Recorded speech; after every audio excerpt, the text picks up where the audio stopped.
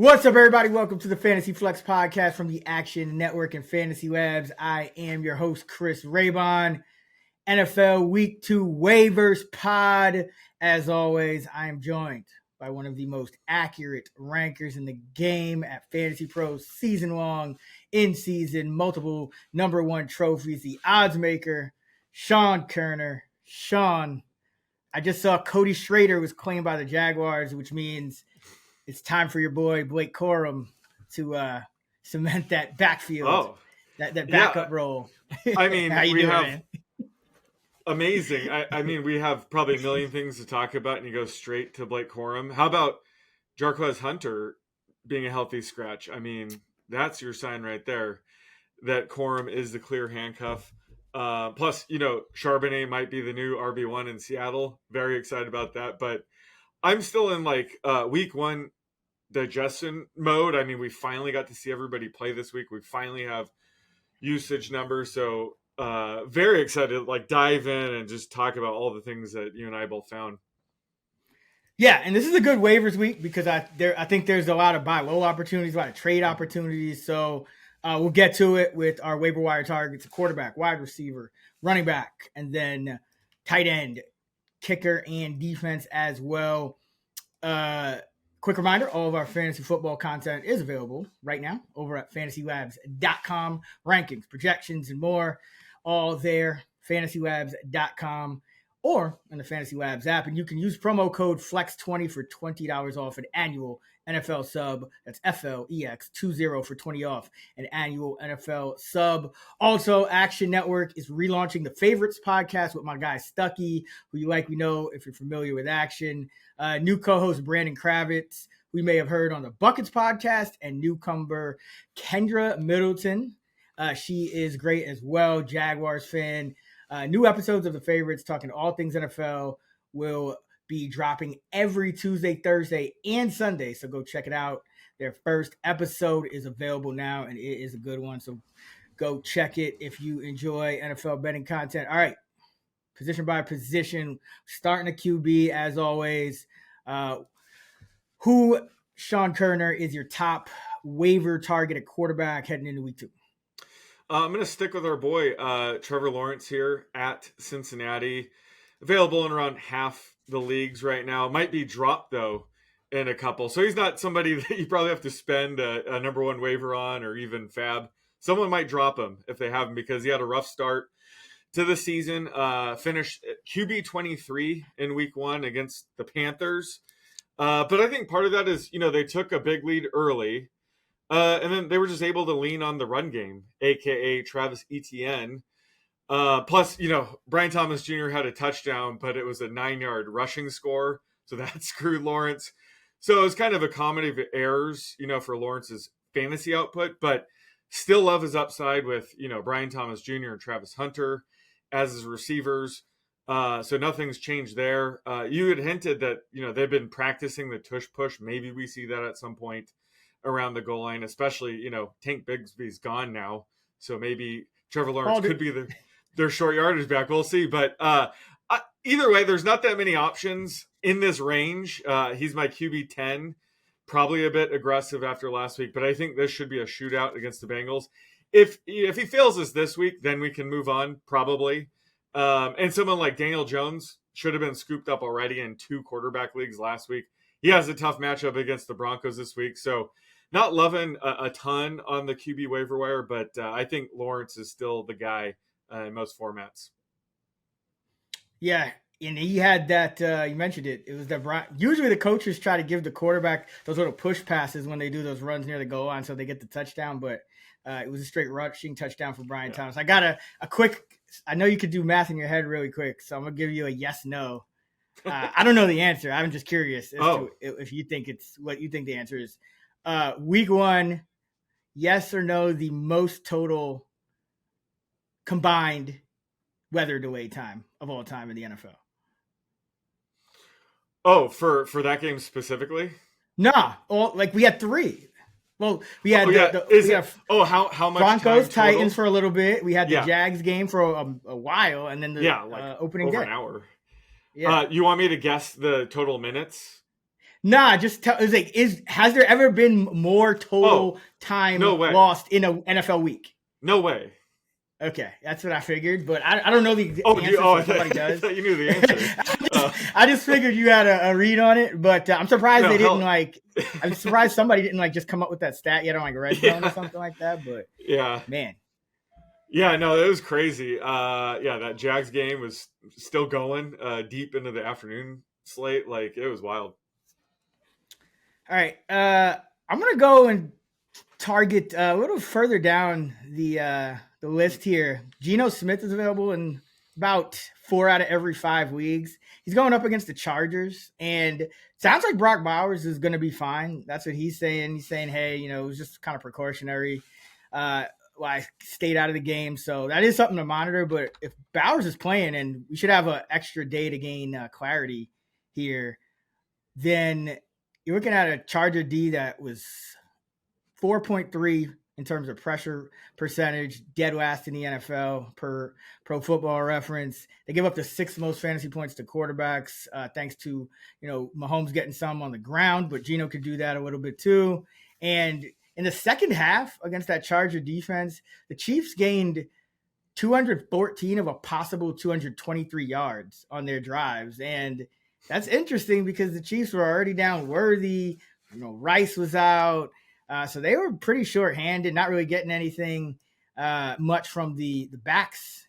Kelsey, I had that one play. So I think this Charger defense is going to be a little bit exploitable, even though overall I think they're a well-schemed defense. But, Geno Smith put up 362 passing yards in week 1. He has pretty much every type of receiver. He has tight ends. He has inside-outside guy like Myers. He has deep threats like Tucker and Thornton. So like Geno in what could end up being a spot where they need to score some points against the Chargers, because the Chargers will probably put up some points on that Raider D. So Geno available in 79% of leagues is my target. Yeah, it's not a great week, I would say, for waivers, right?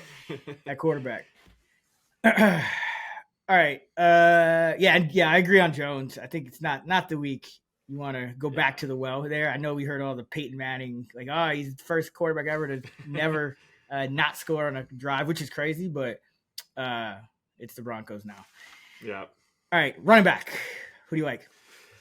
Yeah, another tricky week for running back. So I'm going to just go big picture here and go Tyler Algier, Trey Benson, and Braylon Allen, all available around 60+% of leagues.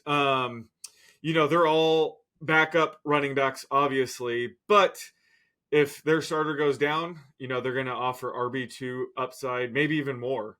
Someone like Algier, I think, could push low-end RB1 value because they don't really have much else there behind him and Bijan.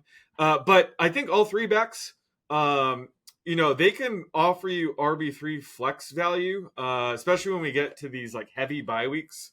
I think that they all saw enough usage where we might be able to trust them in a pinch.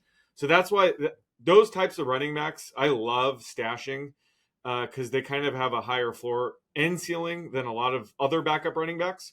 And Braylon Allen was definitely interesting to me. He didn't really make it a 50-50 timeshare like we thought with Breece Hall. Breece Hall looked excellent. It's not a question of talent. But the Jets just ran the ball so much that they might be able to have a couple fantasy relevant running backs. So I still like Braylon Allen as a stash. So I think just big picture, these are guys that, you're probably not going to spend much fab on because they're already available for a reason in most formats. But it's good to have them on your bench because, again, if the starting running back goes down, they're going to be the top waiver ad that week. So I like to get ahead of that when possible. So all, 3 of those backs, I would say are, they're too widely available currently.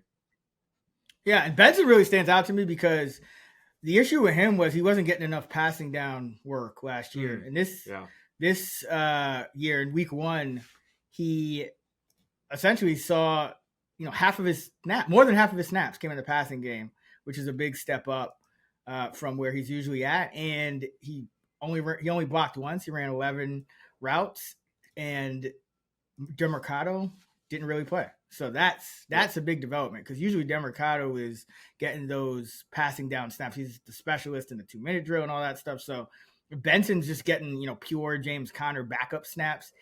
And we know James Conner probably going to miss games. I know he didn't really last year until the end, but Benson kind of sticks out there. And then Allen got the goal line work in New York, so like him as well. Algier is just kind of always hanging around here, but I feel like he tips the it's like a tip off sometimes because every time he would run, it would just stuff the shit out of him, and then Bijan would just look completely different out of the same exact formation. So I think they might be trying to force it a little bit with him, but I agree he has the talent that if Bijan went down, they're not using Carlos Washington in the role and Nate Carter.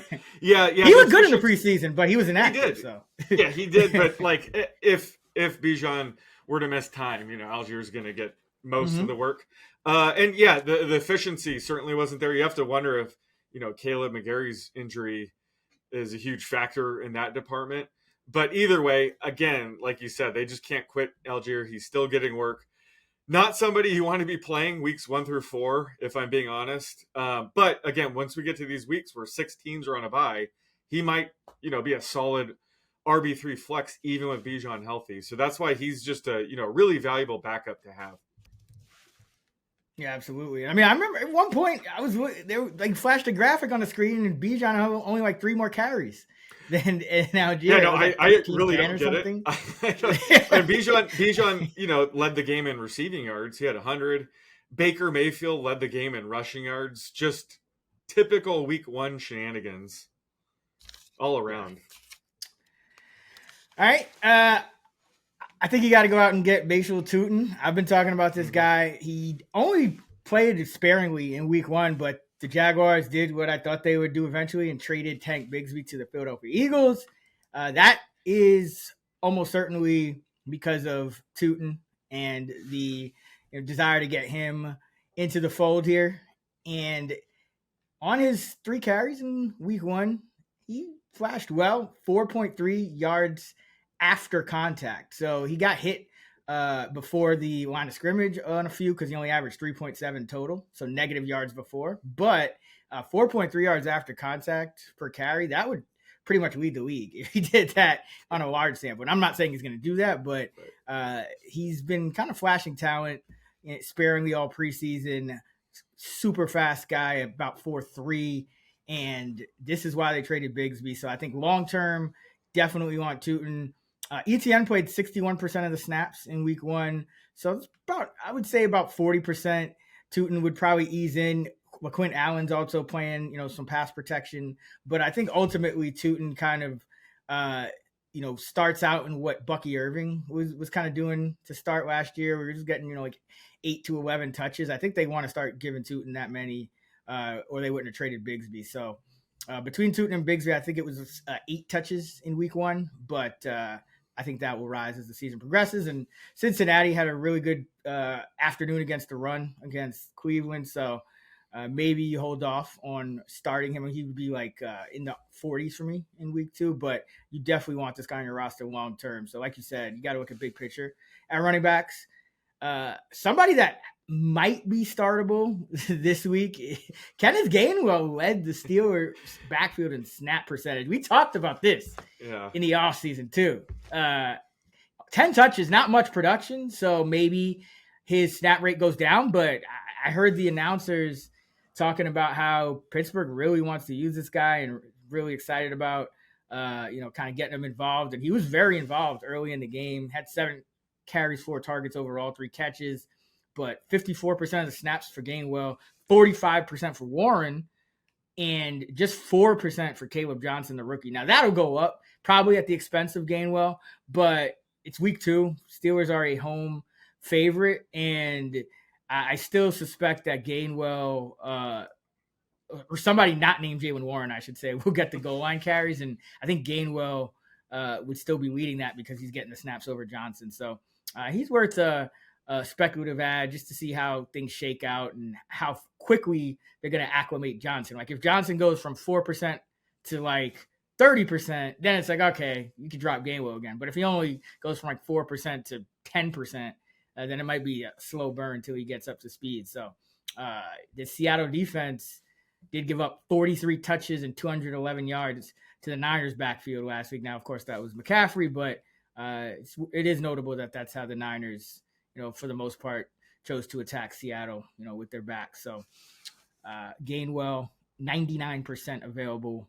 So he should be there. And then I think the Browns backs are worth an add too. Quinshon Judkins is available in just under half of Yahoo leagues. Dylan Sampson's available in just over half. And the short term, I think it's Sampson is the guy you want to add, but Judkins is a longer term add. And Jerome Ford, just 8 yards on 6 carries in week 1, did not play well. 1.25 yards after contact, a yard fewer than Sampson. And Sampson, more importantly, was great in terms of the pass game. 8 catches on 8 targets for 64 yards on 15 routes. His 4.75 yards per route was 5th among 176 qualifiers across all positions, according to PFF in week 1, 2nd of 40 running backs. So I think Sampson ends up as like the 1B, more of the passing down work. Judkins, the 1A, early down goal line work. We talked about Raheem Sanders, potentially vulturing a touchdown, and he actually did in week 1. So I think that's the kind of Judkins will get those going forward. Yeah. So he probably doesn't play week 2. They probably still need to get him up to speed, see exactly what's going on with him. But it sounds like he's going to play a little more quickly than we thought. He is signed now, so he shouldn't be available in half of weeks because the Browns, Sampson was 12 of 29.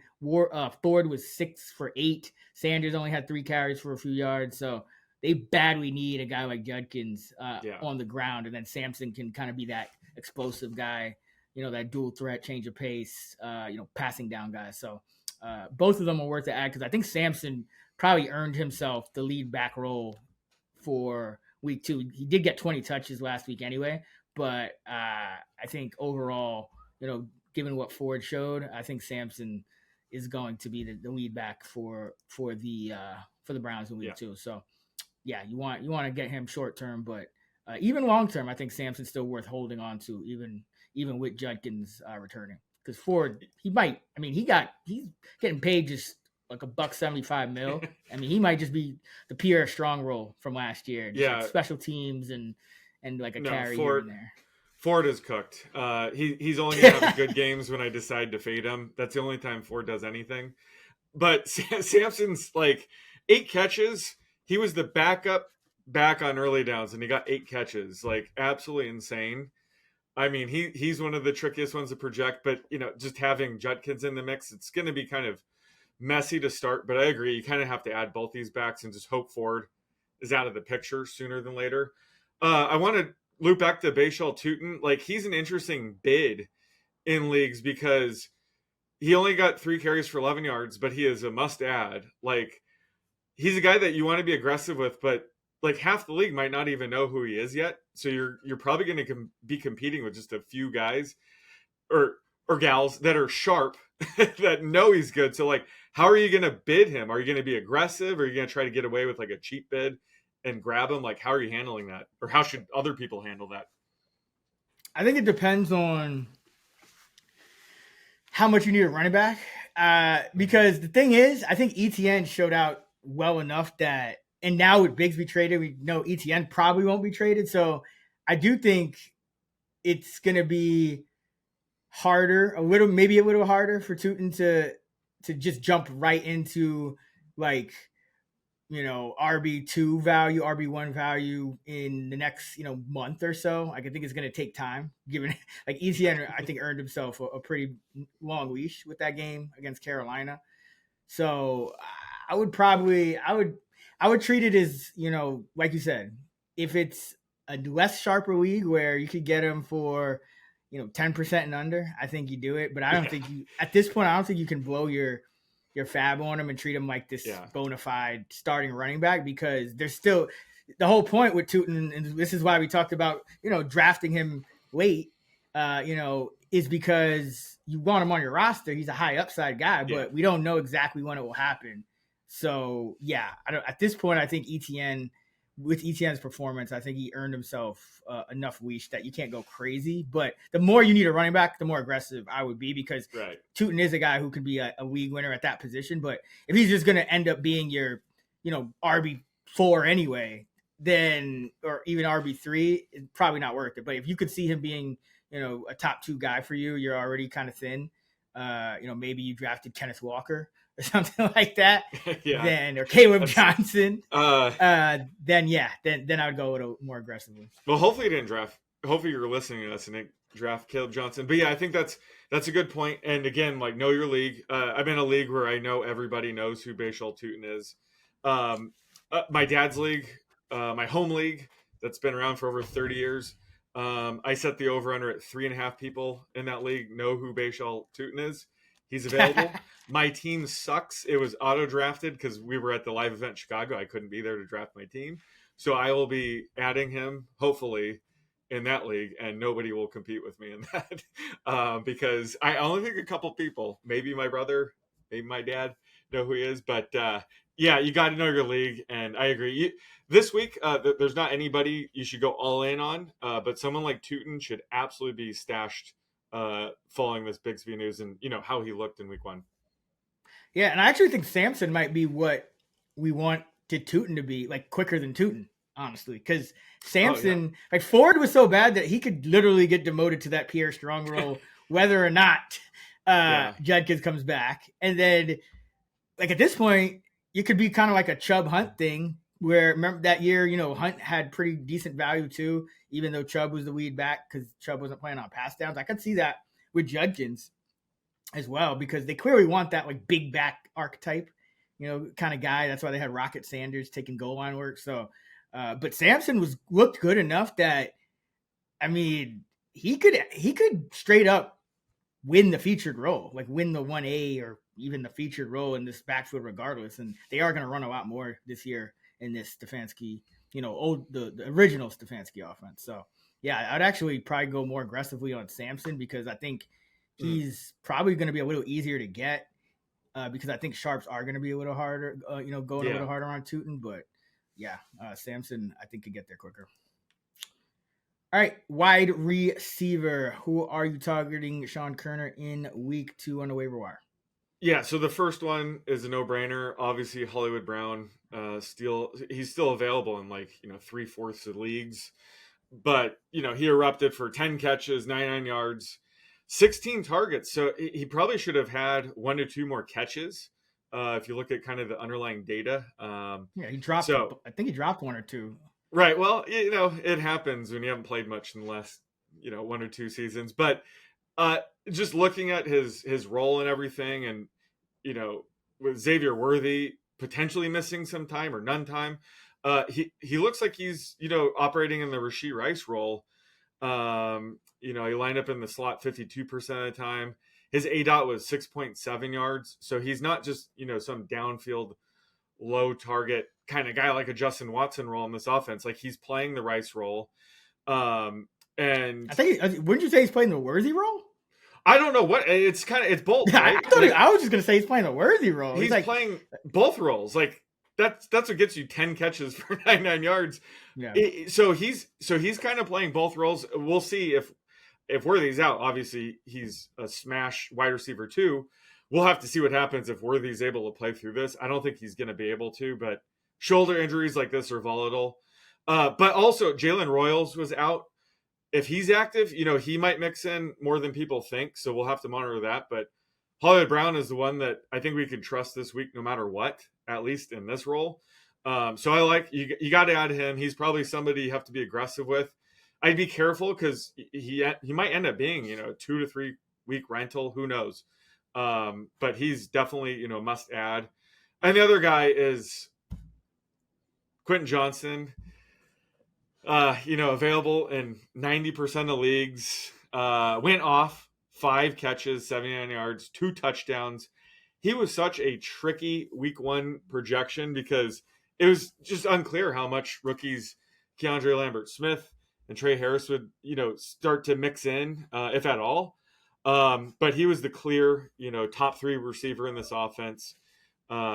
look great. So I lost my under 2.5 receptions bet because he played Yeah. so much. And I was texting you. I was like, what's your projection for his routes run I rate? was like, too low. Yeah, like that's why I love week one. Like I'm always careful week one because no one knows. But now we know. So he's going to be a borderline wide receiver 3 at times in this role, and he's been Justin Herbert's top red zone target now for a couple seasons. So the 2 touchdowns might not even be fluky. So high on Quentin Johnson. Think you got to add him just given his upside, and this offense is more pass heavy than I expected. So got to give a shout out to QJ, even though he burned me in week 1. Yeah, and if you got him, I would trade him. Oh yeah.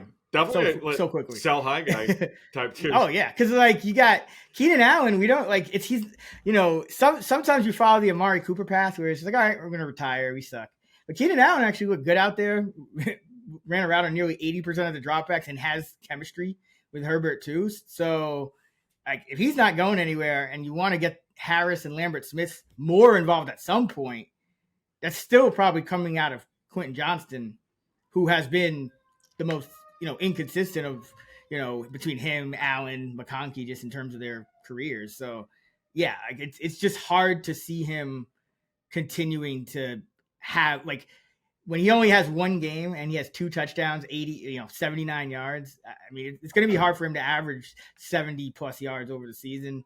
So his value may never be, or the perception of his value may never be higher. So yeah, I would sell if you have him, but yeah, he is absolutely worth a pickup on the wire if he's there. I mentioned a couple of names, Darnell Mooney and Ray McLeod. So Mooney's available in about half of leagues. McLeod's available in pretty much all of them.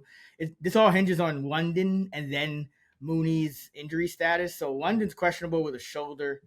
He got knocked out late in that Falcons game when they were driving. I think they were trying to on the drive where they ended up going ahead. But if he doesn't play, that really opens things up target-wise for a guy, for whoever their top receiver is. If it's because London had 36% of targets and 30% of reception share on just 83% of route share. So he probably would have had 40% of their targets had he stayed in the game. So if it's Mooney, then we saw what Mooney did last year. At times he was a decent wide receiver 2-3 option, but with his health up in the air, it may end up being Ray McLeod, who is again available in pretty much every league. And he, they on the telecast they called him the Falcons' best route runner, which I never thought of it like that, but I mean, okay, maybe. So either way, he's definitely a guy who is ever since this Zach Robinson offense came to Atlanta, a lot more involved than we thought. And if that's, I mean, usually when they say things like that, it's because they're getting some intel. They do those meetings, with the coaches and everybody. So I would think McLeod would see a massive boost in value if London and Mooney are out. At times, McLeod was, still putting up usable wide receiver 3 value even last year with those guys in because he was running around about 90% of dropbacks. He's around 80% in week 1, but I think if London and Mooney are out, it will tick up. So Mooney, if London's out and he's in, and if both of them are out, I would add McLeod. And then one other guy, shout out to our guy, Dr. Nick Giffen, Kayshon Boutte available in 98% of leagues. And he led New England in routes run rate at 83%. Diggs was at 70%. Pop Douglas 73%.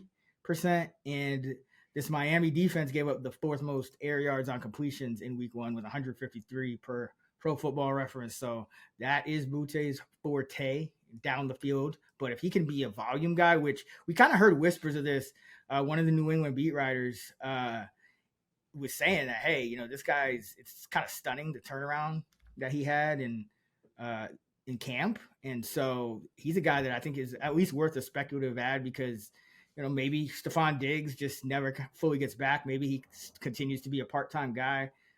Douglas, he's mostly going to be in 1-1 personnel anyway. So Boutte really could be what we wanted Kyle Williams to be, where he kind of, surpasses Diggs and is that high upside New England wide receiver. But at this point, he's hurting Williams' value a lot because it's pretty much now it's pretty much, I would think Diggs has to get hurt for Williams to see any type of value, but Boutte, I think he's here to stay. And he was a guy that was on the field almost every down last year as well. So the fact that he earned his way right back into the lineup again in a little bit more crowded of a receiving core, I think bodes well for him. So Keyshawn, Boutte, good week 2 matchup against those Miami corners. Yeah, the Falcons wide receiver situation might be tricky for this week because they play Sunday Night Football. And there's a chance that like London and Mooney are still game time decisions. We haven't gotten a Schefter bomb yet, like anything official. So you got to be careful about that. But either way, I think Mooney is still an ad long term in this offense anyway. But just week 2, it's shaping up to be very murky. Like potentially when we're locking in lineups Sunday morning. Yeah, hopefully at least. I mean, McLeod is available in every league, pretty much. So he's not really that would only come into play if both guys are out. But Mooney is worth kind of like a speculative ad, and then if even if London is in, like you said, Mooney still could be kind of like a fringe flex kind of guy going forward. So yeah. All right, we'll get to tight end, kicker, and defense in a sec, but the NFL season is here, and to get the most out of the award-winning Action Network app, you want to be an Action Pro subscriber because only Pro subscribers get real-time pick alerts from experts like Sean Koerner, the odds maker, Stuckey, myself, and the entire Action team. Plus, you can access our pro projections powered by Koerner and our predictive analytics team. To celebrate the NFL's return, we've got a special offer. Just go to actionnetwork.com/pro and get $20 off the annual subscription price with promo code POD20. That's POD20 at actionnetwork.com/pro. The best bets at the best prices. Visit actionnetwork.com/pro and use promo code POD20 to get $20 off a year of Action Pro. All right, Koerner, who do you like at tight end heading into week 2 on the waiver wire? All right, so first of all, the tight end position was an absolute. I'm not gonna say disaster, but just chaos, just pure chaos. Yeah. So we got to. This is why we were saying don't draft tight ends early. I did like Kittle at tight end 3. Looked great for the first third of the game, but now he's out for multiple weeks with an injury. He's no Jake Tonjes. Well, yeah, we'll get to him in a bit. But just all these guys, like just below the tight end 1 tier, we knew there was some potential league winners. So let's kick it off with Harold Fannin Jr. of the Browns. He's my guy to add this week. Available in 97% of leagues. Just had an amazing debut. 7 catches, 63 yards. They even gave him a design run for 3 yards. Not much, but we'll take anything we can get when it comes to tight ends. Had a really solid, 65% routes run rate. According to Fantasy Points data, he was actually the first read 24% of the time, which is tied for second on the team with Cedric Tillman. David Njoku was just 8%. So they're already featuring the rookie over Njoku, which is wild. And also, there's a chance that Njoku gets traded at some point this season. So that's why I'm a fan of adding Fannin Jr. now, because he already might push, borderline tight end 1, tight end 2 value if he keeps this up. But if Njoku gets traded, he is for sure going to be a tight end 1. So I think you got to get on this early and add him. Even if you're not playing him this week, he's the type of tight end I'd be okay rostering 2 tight ends, especially if you have someone like Colson Loveland, who we'll get to on the projections pod. I don't think he's playable this week. I would go out and get Fannin Jr. if possible this week. Maybe not spend 100% of your fab on him kind of play, but certainly be aggressive and just get him on your roster. Who would trade for Njoku, you think? I have no idea. I have no clue, but they got to find somebody, right? San Francisco? I was thinking that same thing. Or the Eagles. The Eagles just lost their fullback. The Eagles will find some loophole to get him for like $100,000 for the rest. The Eagles, absolutely. Yeah. Absolutely. That would make a ton of sense. But yeah, I agree. I think Fannin could just end up being more featured in the offense because Njoku, bigger guy, could end up just being the blocking part of the pair. Yeah. For me, I'll go Brenton Strange. He's available in 78% of leagues at Cincinnati, 70% route rate in week 1. May get a few more, that might tick a little higher if the game is a little more competitive, but he was 6th among 43 qualified tight ends with 2.57 yards per route, according to Pro Football Focus. And the Bengals give up the most targets to tight ends with the help of Fannin, 15, the most receptions to tight ends at 10, second most yards at 141. So this could be another good matchup here. And I think with the way you have to guard the Jags with, Thomas and Hunter, and then you have, we'll see what happens with ETN and Tootin. Strange is going to be open. And we saw that already in week 1 where he was accounting for, about a quarter of Trevor Lawrence's passing yardage. So, I think Strange continues to eat. He looked really good out there. And I think he'll be an every down guy. I know Hunter Long ended up getting a touchdown. Yeah. But long term, I think Strange will get some of those as well. And he just passed the eye test for me in week 1. And Bengals, I think, are still going to be exploitable. They might even be a pass funnel. They played really good against the run. I don't know if that was just a function of the Cleveland offensive line or what, but a ton more passing yards did the Bengals give up than rushing yards. I mean, they gave about almost triple just the tight ends alone than they gave up rushing total. So yeah, like our guy Brenton Strange in week 2 and going forward. Defense, special teams. Who do you got, Koerner? I'm going with the Rams. They're available in 71% of leagues. They face the Titans this week. They open the week as my number 1 defense, believe it or not. They just check every box for the things that you can actually project for a defense. Again, we can't really project pick sixes and things like that, but hey, Cam Ward might contribute to that. Cam Ward had a clean week 1 in that department. He didn't throw an interception, but I think those are coming maybe as soon as this week. But more importantly, he got sacked 6 times. So he got sacked on 33% of his pressures. Granted, it's a small sample, but it's the only sample we have on him. He might be the type of quarterback that does take too many sacks. And I very high on the Rams defensive line as a unit. So I think that they could easily get 3+ sacks here. Plus the Titans have the second lowest team total of the week. So they really have everything you want when it comes to a streaming, defense. And that's why they open up the week as my top ranked D. So you're just Baltimore just got that comeback. Knocked Baltimore completely out of there. They are neck and neck. They are tied for basically number 1 overall defense. If you they're owned in every single league. I'm just curious. If you own them, you're not dropping them to pick up the Rams. But Flacco had 0 turnover worthy plays last week, so that was something. But obviously the Ravens are also a smash play as well, but less widely available. Let's just put it that way. Yeah. I'm going to go with the defense available in about 2/3 of these. The 49ers at New Orleans. New Orleans, 13 points in week 1, 3rd lowest team total in week 2 at 18.5. But the thing I like, what we want for our defense is face passing plays. New Orleans, 49 designed passes in week 1, which was kind of surprising. I know they were, coming from behind, but they might be doing that again. I will see who the Niners start at quarterback. Mac Jones might get the start for Purdy here. But either way, Rattler, 2 turnover-worthy throws, but no picks. So usually, that should be at about a pick. About half of those would turn into picks there. So I think some regression's coming for Rattler, not only in the interception department, but he took just 1 sack on 14 pressures.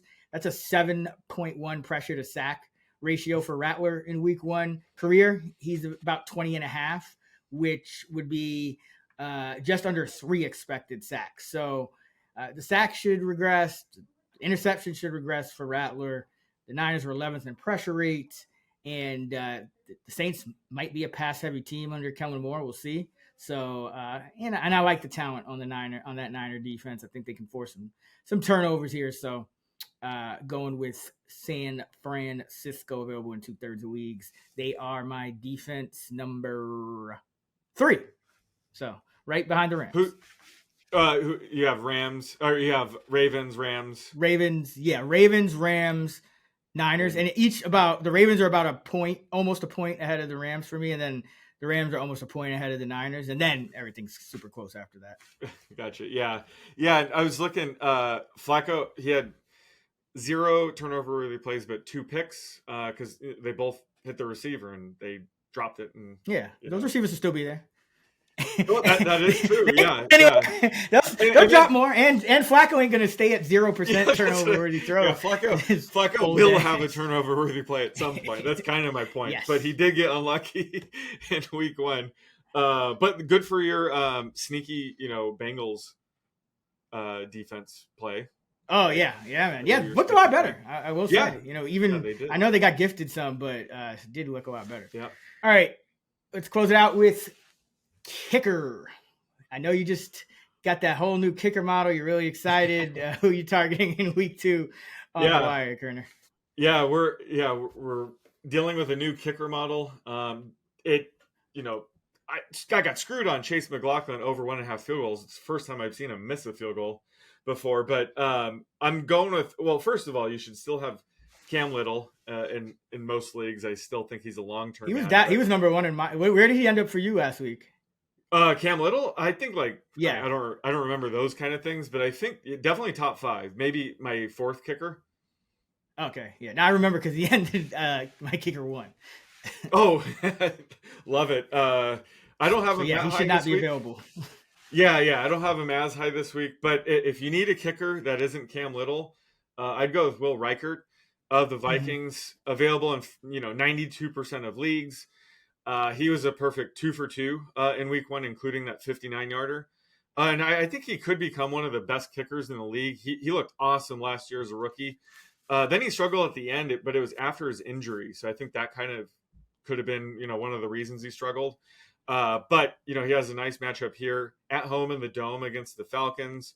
Vikings actually have one of the higher team totals of the week, which is kind of surprising, but it is what it is. But I think more importantly, it was very clear that Kevin O'Connell trusts his kicker more than his quarterback because, they were driving there to end this, the first half. They had 10 seconds left on the clock.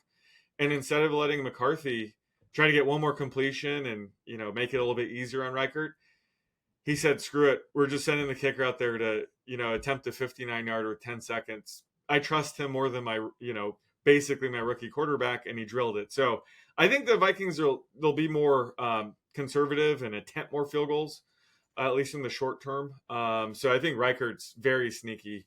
And again, he's available in 92% of leagues, and he's my number 2 kicker to open week 2. I think you're giving Kevin O'Connell too much credit. He just fucked up. He just fucked that up. He fucked that shit up. If they had missed that, they would have given essentially the Bears a chance to do the same, just kick a long field goal. Well, it was not a good play. But that was also first half McCarthy. That second half McCarthy is a whole different McCarthy. Well, okay, so let's play this out. If Reichert misses that, it still takes off 5 seconds. Now you need Caleb Williams to complete a pass in 3 seconds, and they got to get it within the 30 because Santos can't make a 50-yarder. So yeah, that's true. Yeah, he's not. That probably did factor in. Yeah, but still, I mean, it wasn't a good play. He left way too much time. Well, yeah, no, that's beside the point. But first half JJ McCarthy was a different version of JJ McCarthy that night. But I think McCarthy, who knows, he would have taken a sack or thrown it. Who knows? I think you just kick it there. I think he did the right move. Nah, that was his worst play I've ever seen him make. Kevin O'Connell's one of the best coaches. That was a head scratcher. That could have been bad for them because that. Oh yeah, there's been so many times where teams have gotten cheap points. Look at the Bills. They got those 3 points against the Ravens, and that essentially could have an impact on the outcome later on. You never really know. So yeah, I think that was just a bad play. But I think it's either way, yeah, Reichert. I think Reichert. This is all just a Reichert tweet because he drilled it. I mean, he still had like 5. It was right down the middle. He still had like 5-10 yards to spare. Just when you have one of that was in kickers, Chicago. Why not? Yeah, in So Chicago. He's usually kicking indoors. Yeah. Yep. I got Tyler Loop still available in way too many leagues. I think about 60-something% of leagues, and he's my kicker number 1 for week 2. Again, wow. Ravens, my defense one. I mean, listen, he had 5 point after tries and 2 field goal attempts against the Bills. Now he's going up against the Browns. Might get even more field goal attempts and just as many PATs. He did miss one, but he was still the kicker number 6 in week 1 in his first ever game. So I'll roll with that. You know, last time Baltimore had a young rookie kicker that we didn't know, he ended up being the best of his generation. So I want to get ahead of this with Tyler Loop, and pretty sure the Ravens, now that they've gotten this Bills game out of the way, are not going to be underdogs very much more. So he's a guy that you can pretty much hold for the rest of the season. So that's why I like him as well. But he's also my number 1 kicker for week number 2 against the Browns. All right. That's going to do it with that kicker talk. Our NFL Week 2 waivers episode here on the Fantasy Flex. Be sure to subscribe to the Fantasy Flex pod so you don't miss an episode all season long. We will be back with our player projections episode tomorrow. Then we got our touchdown episode later in the week over on the Action Network podcast, and we'll have our DFS episode later in the week right here on the Fantasy Flex podcast as well. Go check out the relaunch of the favorites with Stuck, Kravitz, and Middleton. Episodes every Tuesday, Thursday, and Sunday. Koerner is on X at @_oddsmaker. I'm at Chris Raybon. We're at those same handles on the free award-winning Action Network app. Download it. Until next time, let's get this money.